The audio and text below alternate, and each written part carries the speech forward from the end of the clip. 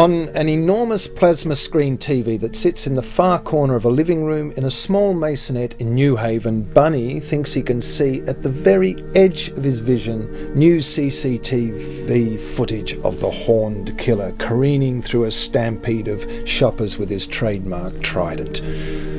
But Bunny cannot be sure, as a wedge of late afternoon sunlight has moved across the screen and obliterated the image.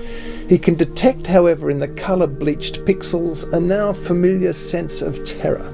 He recognises the crowd's horrified screams, and he wonders for a split second how close to Brighton this crazy fucker actually is, as he says to Pamela Stokes, "We offer a line of highly indulgent, high-performance skincare that combines the very best of over a century of achievements in dermatological research with sensually pleasing luxury formulations."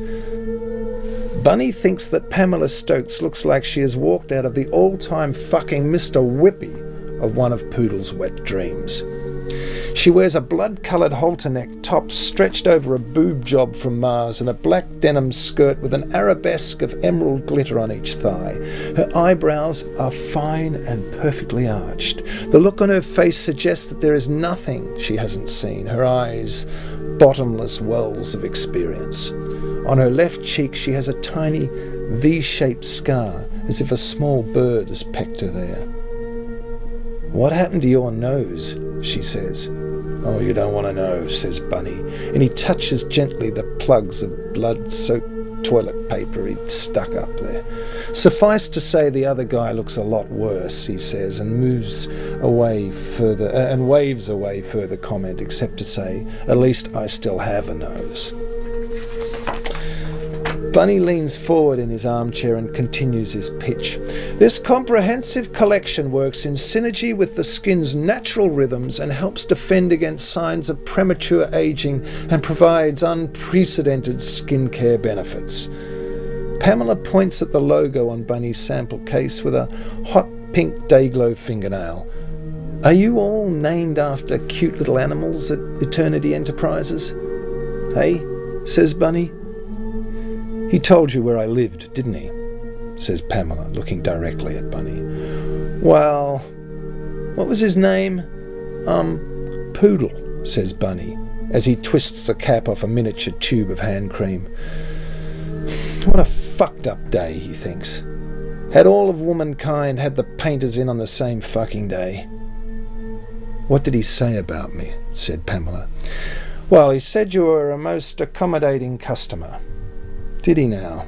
says Pamela, and Bunny's eyes missed at the drama of her lungs, filling with weary air and releasing a compunctious sigh. "Most obliging," he said. "Generous, even." Bunny notices a giant baby blue rabbit wrapped in cellophane perched on the mantelpiece, but before he has even had time to contemplate the extraordinary synchronicity of this, Pamela, who looks as though she has been forced to make some unpleasant and ill-fated decision, sinks back on into the sofa and says, "Tell me more about the hand lotion." "Well, Pamela, this rich, hydrating, age-targeting lotion softens the skin and exfoliates surface cells for a smoother..." Pamela reaches under her skirt and with a subtle upward shift of her hips slips off her panties. They are as white and weightless and blank as a snowflake. Younger look," says Bunny. "It is formulated with relaxing fragrance." Pamela hitches up her skirt and opens her legs. "That inspires feelings of comfort and calm," says Bunny, and his eyes tear up as he notices the sculpted domino of black fuzz balanced on top of her gash like a pirate flag or a Jolly Roger or something. He closes his eyes for a moment and imagines Avril Lavigne's vagina, and tears run down his cheeks. "Are you all right?" asks Pamela. "It's been a hard day," says Bunny, wiping his face with the back of his hand. "I got a feeling about you," she says, not unkindly. "Yeah," says Bunny softly.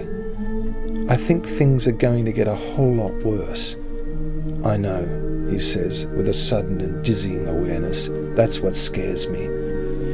Pamela pushes her hips forward. Do you like pussy, Bunny? There is a soft sucking noise as Bunny's bottom lip drops open. He experiences a great cinematic rushing away of the years. I do, he says. How much do you like it? I love it. He feels the evaporating of a massive psychic weight. How much do you love it? I love it beyond all things. I love it more than life itself, he says as his life tunnels backwards. Pamela readjusts the position of her hips. Do you like my pussy? She says, and slips a long curled finger into her vagina. Yes, I do. I love it beyond measure, says Bunny in a tiny, uncomplicated voice.